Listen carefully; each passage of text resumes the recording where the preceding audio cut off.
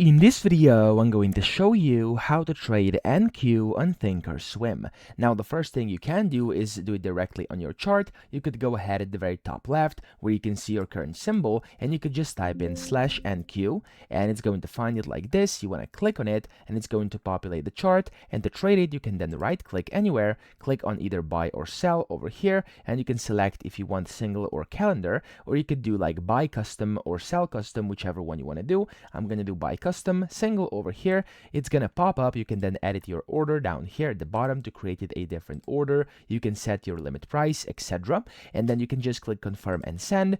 You can then click on send again, and there we go. You're successfully trading NQ on ThinkorSwim. What you could also do though is you can go to trade tab up top, and you could go to the active trader, and in here you could again find the NQ. So just type in /NQ. Click on it, it's going to populate the charts, and then in here is where you can basically go ahead and trade using this active trader over here. Okay, so that's how we can do it. Those are the ways. I hope this video helped you out. If it did, please subscribe to the channel and help me out as well.